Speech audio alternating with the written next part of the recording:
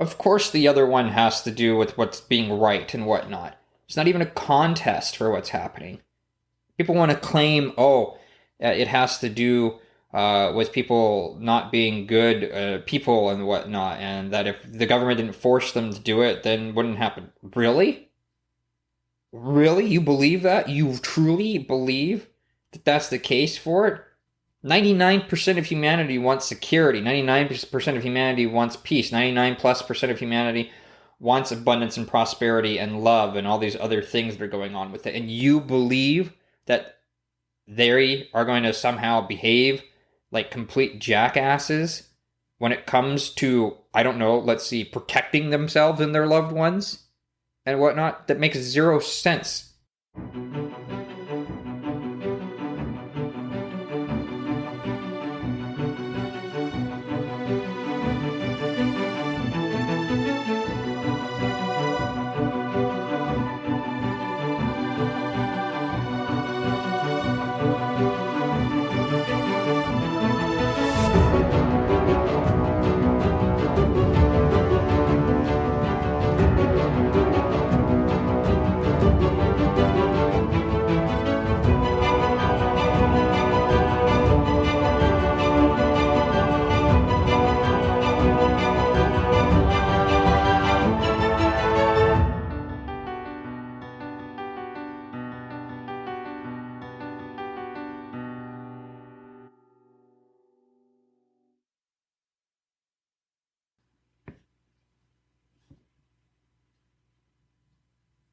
Hello, and welcome back to the Forbidden Knowledge Podcast.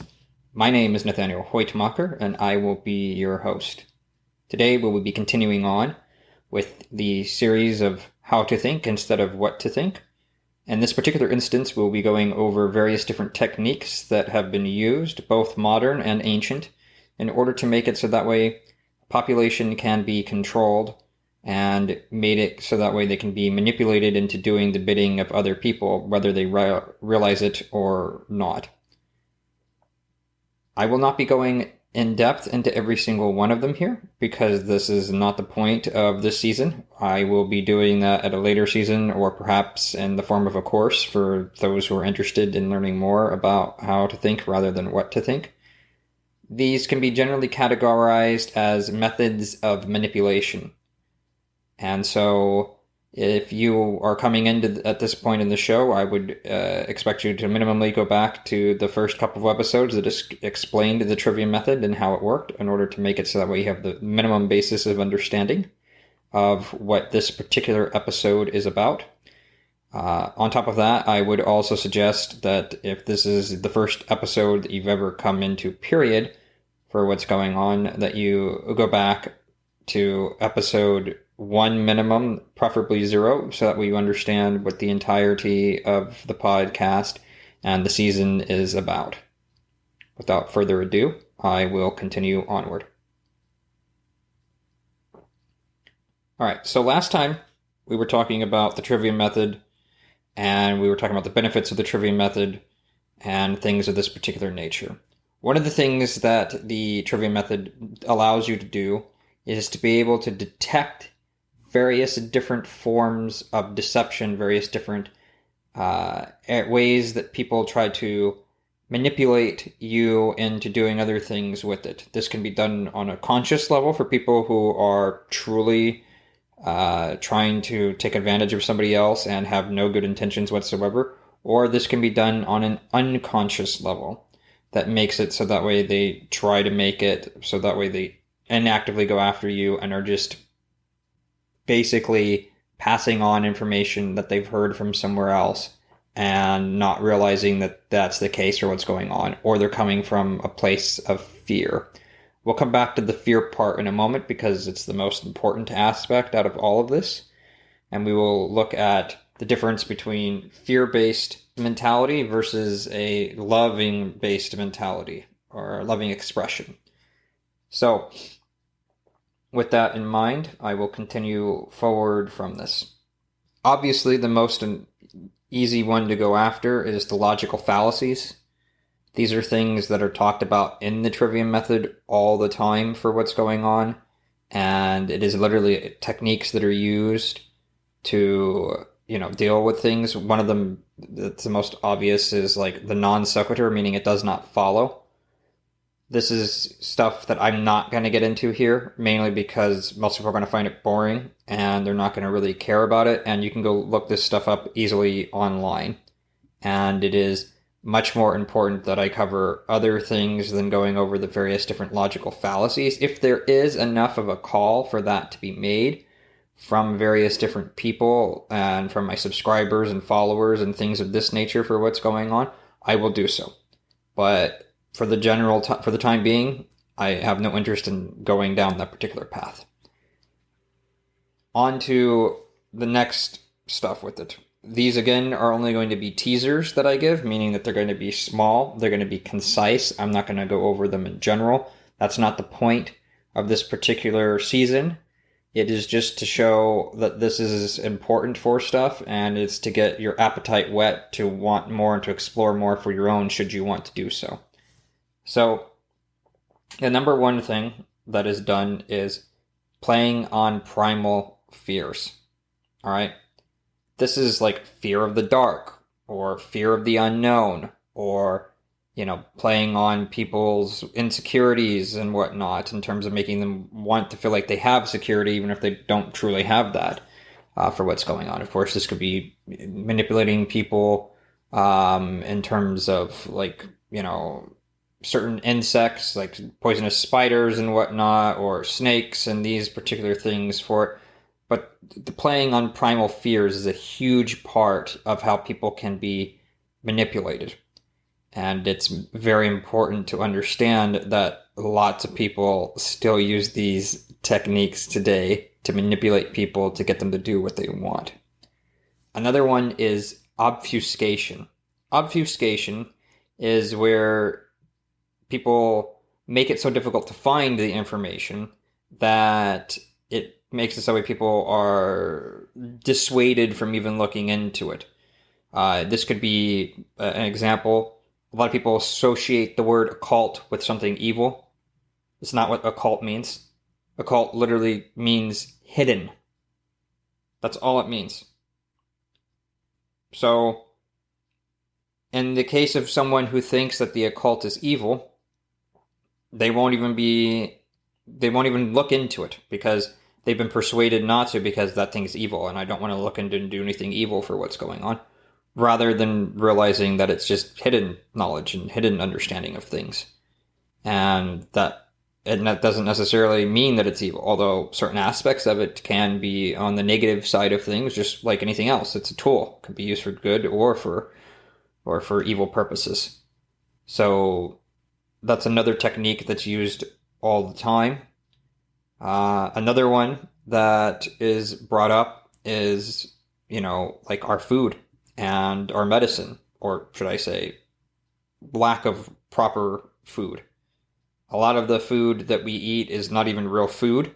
It's processed crap that does a bunch of stuff to our body, makes it inflamed, makes it so that way more sluggish, and we don't take active stuff in the world, as well as messing with our ability to think properly, because we are in a different state of being that's not optimal for us, and it makes it so that way we don't get proper sleep, we don't get properly energized, and all these other things that are going on with that. So food is a big part of that.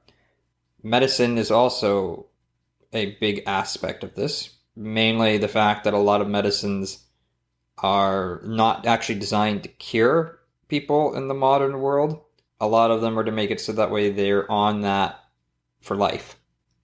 Because the pharmaceutical companies make the most amount of money when the people have to continuously be on their drugs for what's going on. And so they don't want people actually getting truly healthy for things.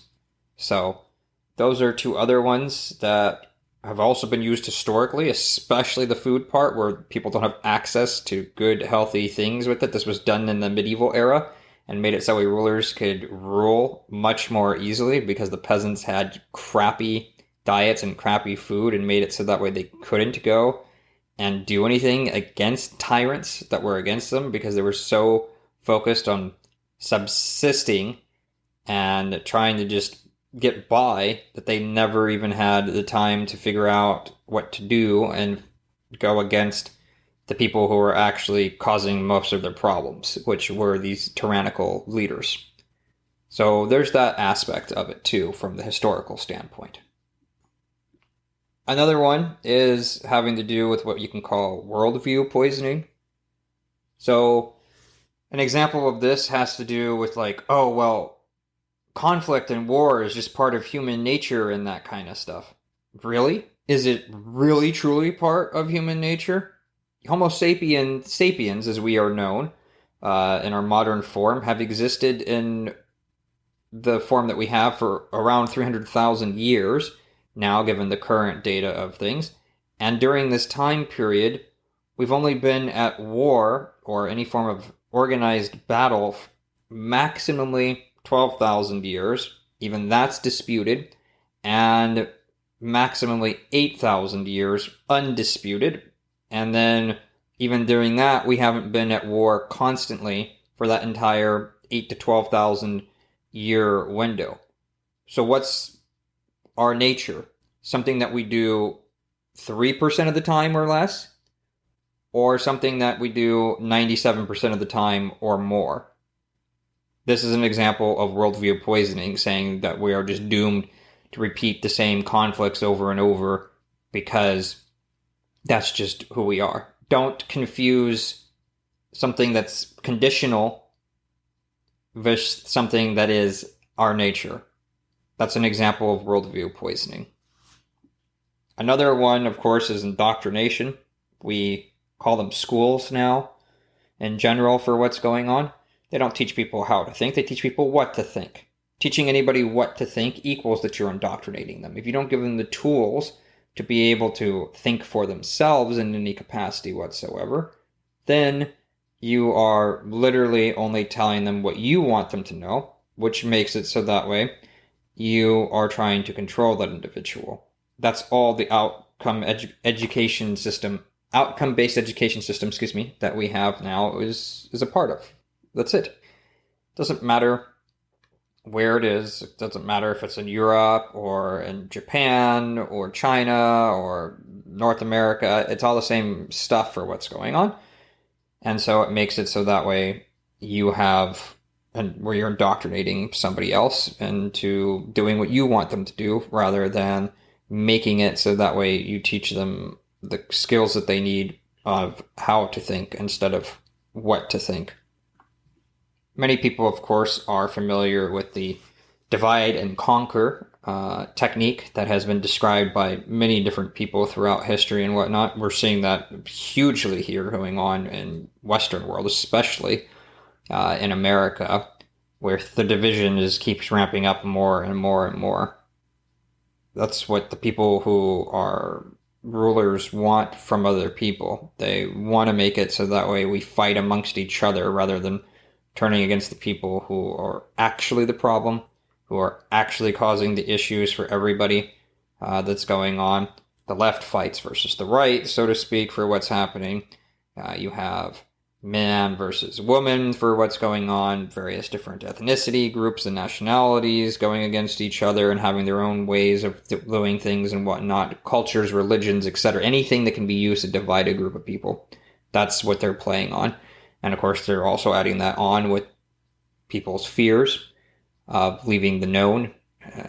Oh, that group's scary because of that, or that group's against you and they don't want the same thing as you. Don't go against, they're evil type deal. So that's what the identity politics that's going on in America is about, both from the left and the right. It doesn't matter which side and whatnot, and as well as other countries, of course, too. It's a divide and conquer strategy. Another technique that's been used for thousands of years is one that some of you are going to be familiar with, of course, too. It's controlled opposition. This is where you put somebody in that seems to be going against the established order, but in reality is the exact same thing, business as usual and whatnot, because they know that people are dissatisfied with the system. And so it makes it so that way, no matter what, the overall people get what they want. In America, this has worked extremely well. We see this very easily with certain things that have occurred with it. I mean, it doesn't matter whether a Republican or a Democratic Congress or president or whoever gets put into power, at least on the federal level. What ends up happening is that there's always money for things that we want to get done, meaning the people that in power want, like war, always have a budget for that. But we don't have a budget for like taking care of our housing situation the way that it needs to, or fixing our education system, or our healthcare system, or roads, or taking care of our veterans, or whatever the deal is that's going on there. And so it doesn't matter who gets into power, or at least seemingly, for what's going on in America. The same shit keeps happening over and over and over again. Government gets bigger, it intrudes on your life more, just maybe in different ways for what's going on. So that's that. Another point you could say is dogmatic belief of any sort. This can be done in certain religions, or it could be done in the form of politics, which is just another way of having dogmatic belief. My team believes this. Therefore, I follow what my team tells me, whether it be Republican, Democrat, Libertarian, whatever, really doesn't matter. It's the same thing for what's happening. Causes people to think in a us versus them mentality rather than treating each other as individuals and trying to work out things properly together as individuals and coming together to solve the problems that face all of us, rather than, oh, I have to do this because my team wants this, or I have to do that because my team wants that. It causes a lot of issues for stuff with it.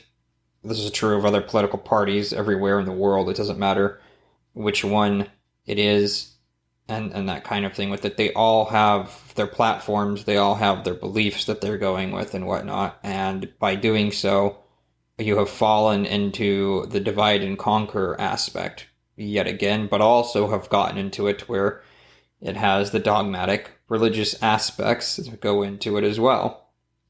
That you're not allowed to go against your own team, at least to a certain extent. One of the biggest things that is there that manipulates and controls us all the time, regardless of whether we realize it or not, is our current financial system, which is a debt-based system. And debt doesn't exist in nature, aka you can't have to where you owe something to someone and whatnot. What I mean by this is that if you see it in nature, there is always has to be something. There can't be nothing or a negative thing with it. Debt is a negative thing, meaning it's something that's not there and it's being promoted onto the future and whatnot. Now, this, of course, dictates pretty much everything that we do, whether we go out to eat or not, roof over our head or not. It dictates our entire behavior and touches on all of our emotions and this kind of thing. And it is one of the biggest manipulators and biggest controllers that there is of all of our behaviors on the planet. Just food for thought on that particular one for what's going on. Regardless of where you stand on politics, religion, and any of this other stuff, this one here is something that binds almost all of us. Another one, of course, is control of mass media. We've already touched on this when it comes to the indoctrination part with the education system, but that doesn't just include that. This also includes, various different news media outlets and whatnot, where they're basically all saying the same stuff over and over and over again. There was a minister that worked for a certain leader in Germany that we know as Hitler today and whatnot, and it was the Minister of Propaganda, who, known as Goebbels, who literally stated that if you tell a lie, a big enough lie over and over and over again, and I'm paraphrasing, of course, then eventually people will believe it. That's what's happening here. If you have where everybody is repeating the same, whatever it is that they're repeating, the same slogan, the same idea over and over and over again, then of course eventually people are going to believe it because it's what they hear. over and over and over again. And so it's what's important to them, thus being able to manipulate them and get them into believe a bunch of nonsense that isn't true. We see this all the time inside of our current paradigm that we live in. Unfortunately, lies are what dominate today rather than anything that has to do with truth when it comes to the media. Everybody is trying to tell their own story, a narrative of some sort, and put their own spin on it and make it so that way things aren't about whatever the actual facts are of that particular topic that they're trying to present. That's just the way that it is. Another major technique is something that can be referred to as like chaos sorcery or chaos magic or whatever the deal is. This is where some sort of event has happened that is chaotic, whether it was preconceived or just happens randomly and whatnot, but they really play it up. They really harp it up to make it so that way they need to control the populace more and make it so that way you do what you are told to do by them and that kind of stuff with it. And, people want to feel secure, so they give up their rights during this time period in order to feel more secure for what's going on. An example of this that happened is 9/11 for America, or, the whole pandemic for the world and that kind of thing with it. We were told that this disease existed and doing all these other things that are going on with that are that way, and we were basically compelled in most countries to behave a certain way because of mandates and laws that were passed and all these other things that have to do with various different stuff with it. I'm not going to get too detailed on this particular front at this moment. I'll be doing that a little later on for what's going on. We'll come back to this point. Another major one is what can be referred to as subversive symbolism. All right, subversive symbolism is where you take something and use it in such a way as to manipulate someone in order to get them to do what you want them to do by bypassing their conscious mind and making them act unconsciously about things with it. An example of this is, look at Betty Crocker and what it did. In the early 1950s in America, Betty Crocker the company had come up with a new product. And this particular instance, was instant, various different products that are instantly made by just adding water and things of this nature to it. However, most people at that time period, especially women who were the ones that were mainly doing the shopping just due to the era that was going on with it, didn't want it. And so rather than admitting defeat and saying, hey, we spent millions of dollars building this thing that nobody wants, they came up with a way to manipulate people. I'm not going to get into the full story of that right now, but the short version of it is that they decided to survey people, the women's mainly, and what the basic hurdle was that they had to overcome for the women is that the women didn't feel like they were giving their creative essence, or that they were somehow cheating, or that they weren't giving their love and care, because again, at this era, most people were making their own food and all that other stuff at home, rather than buying all the crap that's already pre-made and whatnot, like most of us do in America today. And so what they learned is basically that the woman felt like she was not contributing in some way, shape, or form. All right, well, any of her creative powers and or her loving aspect of stuff. What's the most creative thing that anybody can do in this world? Bring new life into it. Period. Bringing new life into it is the most creative act that anybody can do. And what does the woman contribute to the act of procreation, other than just the incubator and making it so there's literally lives inside of the woman's womb for the 9 months to gestation time period? What she contributes is eggs. So what did Betty Crocker do? They made it so that way they said, just add an egg. That's the words they added to their product. And we know what happened. Betty Crocker is a household name now. And it worked because the egg symbolizes the most creative force that a woman can contribute to the creation of new life. And it bypassed all of the hurdles that people had about, specifically women here, about making it so that way they can go and buy the product. This is what occurred. This is to show how it can be very easy to manipulate people when you understand why they're doing what they're doing and the symbols that can be used to make that overcome things with it. So another example is various different logos that are used. I'll give one briefly. The Shell Gas Corporation. All right, is it really a shell? Or is it the sun coming up over the horizon? If we look at it more carefully, that's basically what it is.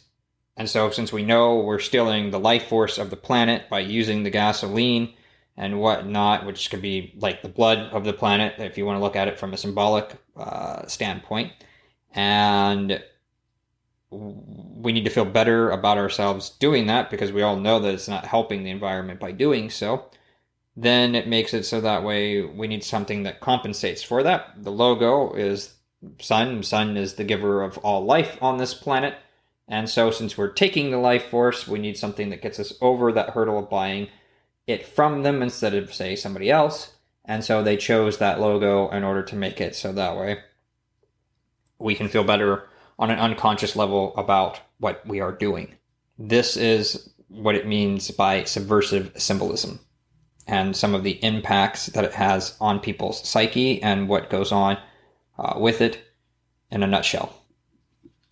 Another one is the problem, reaction, solution would be the simplest layman's terms for this particular one, also kind of known as the Hegelian dialectic.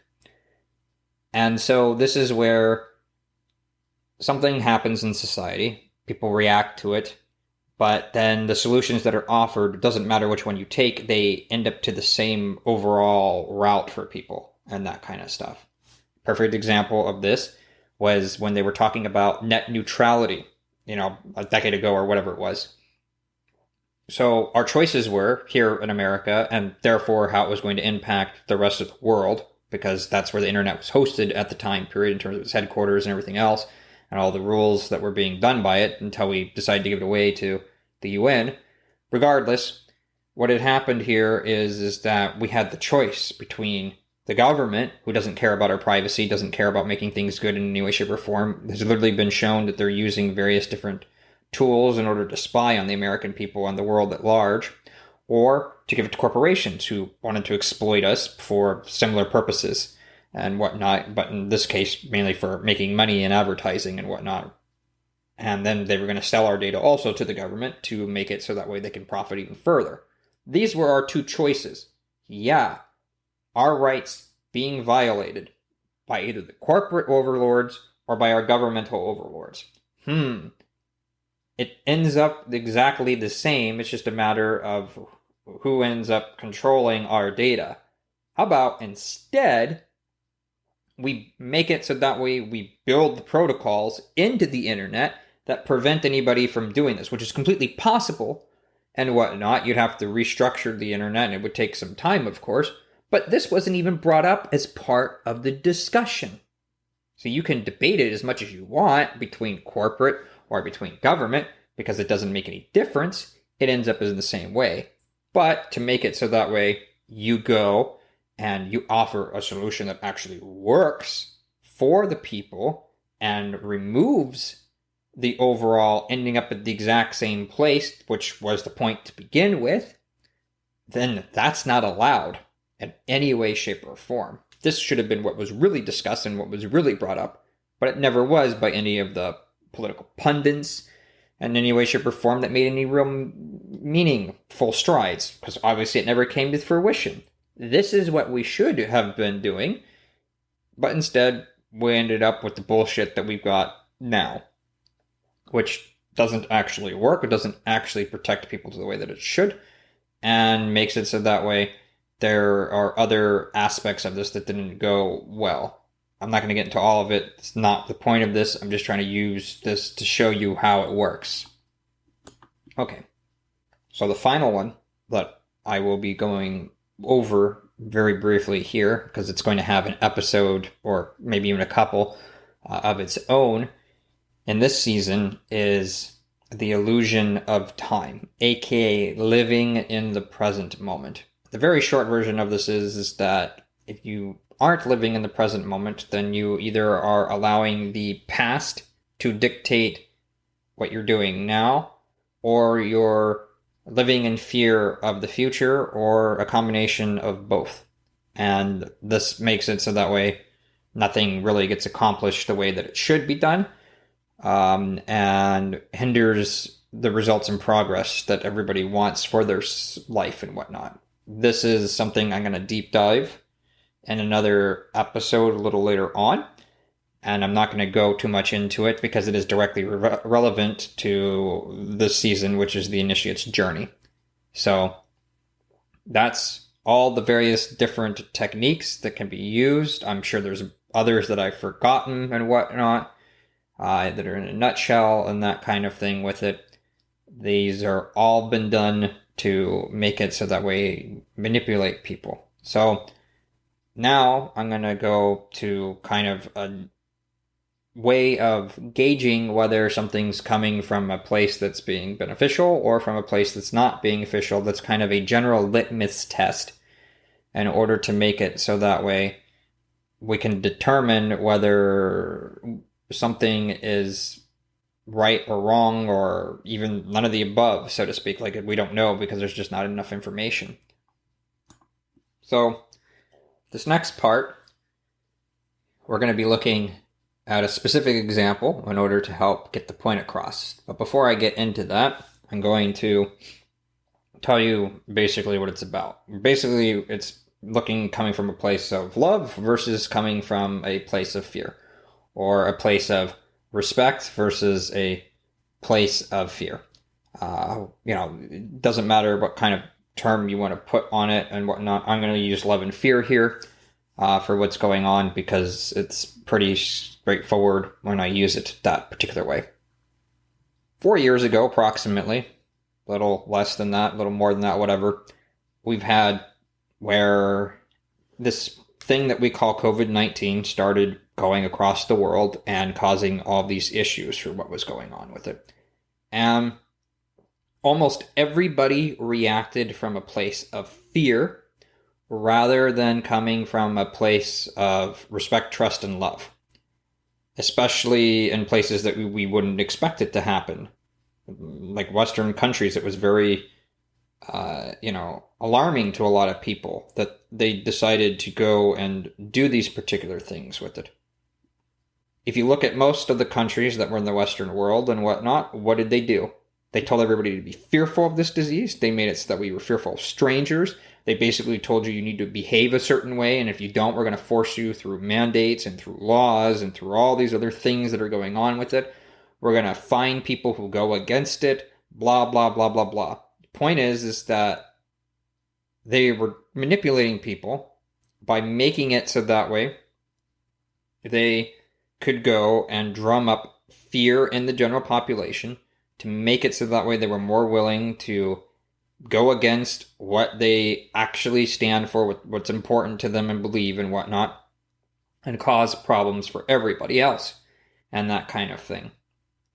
This is not the proper way of how the information should have been passed. They were doing it in such a way that it was there literally to drum up more chaos, to make it so that way people had more emotional attachment to what was going on, and making it so that way people did not have the respect that they deserved to make empowered decision regarding this. Now, let's look at this in comparison to Sweden. And this is generally speaking here. I'm not talking about on all levels and whatnot. Sweden handled it better. Sweden said, okay, there's this disease that's been reported from Wuhan, China. They're calling it COVID-19. These are the effects that we are aware of at this particular stage in time period. This is what's being reported by the World Health Organization. This is what's been reported by American government through the CDC and the National Institute of Health, etc.